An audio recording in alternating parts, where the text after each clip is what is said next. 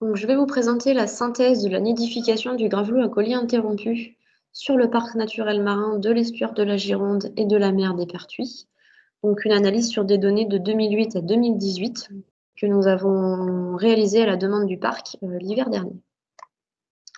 Donc, le parc naturel marin s'étend du littoral vendéen jusqu'à la pointe du Médoc et comprend tout le littoral de Charente-Maritime.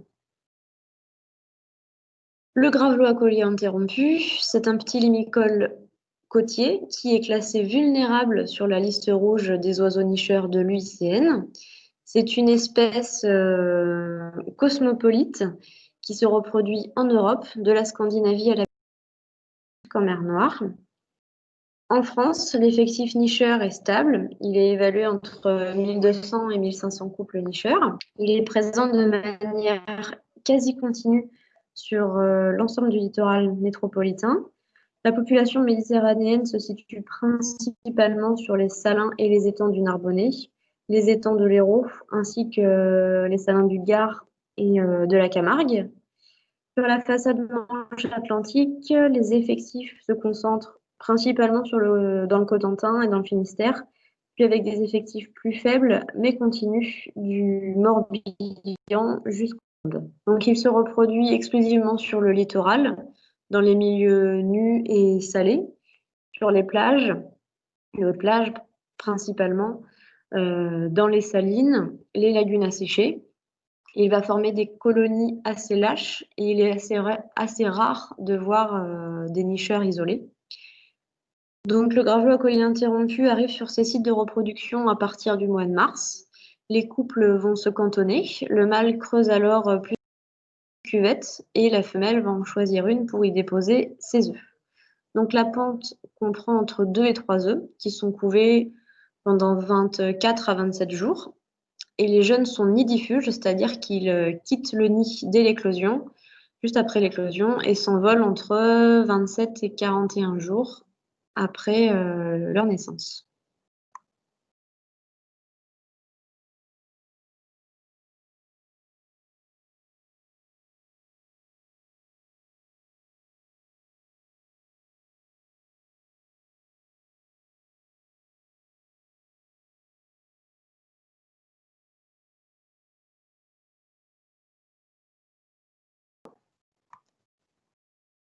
Pour différencier les mâles et les femelles, donc le mâle a un demi-collier noir, alors que la femelle à gauche a un demi-collier brun. Et le mâle a également une calotte brun-roux avec une barre noire sur le front. Et le plumage de la femelle est entièrement brun, en fait, sur le dessus de l'oiseau, ce qui la rend particulièrement difficile à repérer sur le sable lorsqu'elle est immobile sur son lit.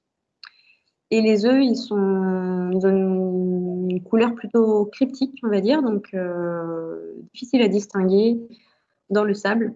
Ils sont beiges avec des petites taches brunes. Donc, il faut savoir que dans le de l'estuaire de la Gironde et de la mer des Pertuis, la nidification du gravelot à collier interrompu est un enjeu identifié et l'objectif est de garantir le bon déroulement des phases clés de son cycle de vie, donc au cours de son alimentation, de son repos et de sa reproduction. Et la finalité vise l'augmentation du nombre de couples nicheurs et du succès de reproduction sur le parc marin. Depuis 20 ans, des données ponctuelles sont collectées par les naturalistes, mais aucun recensement standardisé et simultané à l'échelle des 3 départements du parc n'a été réalisé. Et donc, l'objectif de cette synthèse, c'est d'évaluer la taille de la population nicheuse du gravelot à collier interrompu sur le parc, d'identifier les menaces qui pèsent sur la reproduction de cette espèce et de proposer une stratégie de conservation à l'échelle du territoire du parc. Donc, les données utilisées ne concernent que la période de reproduction, donc entre mars et septembre, et de 2008 à 2018. Donc, étant donné qu'il n'y a pas eu d'inventaire ou d'enquête réalisée en simultané sur les 3 départements, on a dû utiliser des jeux de données différents. Donc, pour la Vendée, on a utilisé les données de l'enquête Limicole Nicheur sur le littoral du Marais Poitevin réalisée en 2015 et 2016. En Charente-Maritime, il y a une enquête départementale annuelle mise en place depuis 2015. Donc, on a utilisé ces données-là. Et en Gironde, il y a eu 3 enquêtes en 2008, en 2010 et en 2012. Donc, on a utilisé ces données. Et en parallèle de ça, on a utilisé des données opportunistes, donc des bases de données Biolovision des 3 départements. Donc, après avoir analysé toutes ces données, si on regarde les résultats par approche communale, donc on obtient un nombre de couples maximal par commune entre 2008 et 2018. Donc, le gravelot se reproduit généralement sur les mêmes secteurs, mais il peut y avoir des grosses fluctuations d'une année à l'autre, voire d'un mois à l'autre. Donc, cet effectif maximal sur une commune une année et l'année suivante, on peut ne rien avoir sur la commune. Donc, ce n'est pas à additionner pour avoir la taille de la population sur le parc marin. C'est vraiment à un instant T, un maximum sur la commune entre 2008 et 2018. Donc, les communes qui ont comptabilisé les plus importants effectifs sur ce pas de temps, c'est Longeville-sur-Mer, avec 10 couples, La Tranche-sur-Mer, 12 couples, La Faute-sur-Mer, 13 couples, et l'Aiguillon-sur-Mer, 10 couples. Donc ça c'est en Vendée. Et ensuite, pour la Charente-Maritime, La Tremblade, 10 couples, Saint-Denis-d'Oléron, 11 couples, La Bray-les-Bains et Saint-Pierre-d'Oléron, 10 couples chacune. Maintenant, avec une approche plutôt par secteur de reproduction. Donc, les colonies de gravelot ne se limitent pas aux limites administratives des communes, donc plutôt avec une approche par secteur, donc avec une approche plutôt par colonie, par répartition de colonies de gravelot. Et également, ces secteurs, on les a identifiés par rapport à nos jeux de données, de façon à avoir des comptages en simultané à peu près sur l'ensemble du secteur pour éviter justement d'avoir des doubles comptages. Donc, on a pu identifier 10 secteurs. Donc, en Vendée, pour analyser les données dans ces secteurs, on a utilisé la moyenne des 2 années de suivi de l'enquête Clémicol-Nicheur sur le Marais Poitevin, donc la moyenne entre 2015 et 2016. Pour la Charente-Maritime, puisqu'il y a une enquête départementale tous les ans, on a pris la moyenne chaque année, enfin la moyenne des différentes années de cette enquête. Et pour la Gironde, on a utilisé la moyenne des enquêtes de 2008 et 2010.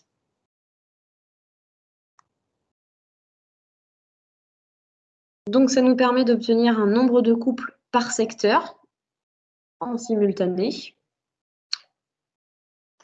Et l'information importante, c'est que plus de 50% de la population nicheuse du parc marin se situe sur 2 secteurs, sur la pointe du Grand-Ducou à la pointe de l'Aiguillon en Vendée et sur l'île d'Oléron.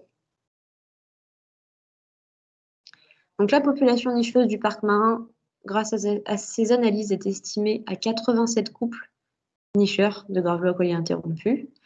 Et on retrouve 50% de ces couples en Vendée, 40% de ces couples en Charente-Maritime et 10% en Gironde. Sur chaque secteur, on a regardé le nombre de couples par rapport à la longueur du linéaire de plage, ce qui nous donne un indice kilométrique qui va être élevé lorsque les colonies sont assez denses sur des tout petits secteurs, comme le Havre du Perret. Et au contraire, on va avoir des indices kilométriques faibles sur des secteurs où les colonies sont lâches et sur des grands secteurs, donc sur des grands linéaires de plage. Ce qui permet d'identifier des sites dont le potentiel d'accueil pourrait être augmenté. Par exemple, sur la presqu'île d'Arvers, où nous avons un indice kilométrique faible, donc avec des colonies lâches sur un très grand linéaire de plage. Si on regarde ces données par rapport aux espaces protégés, la majorité des couples nicheurs se situent en zone Natura 2000, hormis les couples de la baie du Havre du Perret, du port atlantique de La Rochelle et de la pointe du Médoc, qui ne sont pas en Natura 2000. On a au maximum jusqu'à 37 couples sur le littoral du Marais Poitevin et au maximum jusqu'à 30 couples dans les pertuis charentais. La répartition des effectifs en zone Natura 2000 ne garantit cependant pas une conservation durable. Donc là, avec une approche plutôt par espace protégé, par protection réglementaire, donc les arrêtés de protection de biotopes ou les réserves naturelles, nationales pour ce cas-là. Donc, on a 25% des couples qui se situent dans des réserves ou des arrêtés de protection de biotopes. Et ces secteurs semblent plus attractifs pour les couples nicheurs, justement grâce à la mise en place d'une gestion environnementale adaptée, et notamment une protection des nids. L'autre question qu'on se posait, c'était de connaître le succès de reproduction du gravelot sur le parc marin. Mais là, c'est difficile à évaluer car aucun suivi complet des nichés n'a été réalisé à large échelle. Et en plus, c'est une espèce qui est nidifuge, donc avec une dispersion très rapide des poussins. Donc, pour analyser ce point, nous avons regardé les données opportunistes et quelques données standardisées en conservant les observations uniquement de pontes et de poussins. Donc ici, sur cette carte, c'est uniquement les observations de pontes et de poussins. Donc, on conserve grâce au code Atlas d'oiseaux qui couvent, d'observations d'œufs ou d'observations de poussins. Et donc, il y a des observations de pontes et de poussins sur les 10 secteurs que nous avons identifiés sur le parc. Et les données nous permettent d'obtenir des phénologies d'observation. Donc, 50% des observations de nids et de pontes se situent entre le 11 mai et le 20 juin.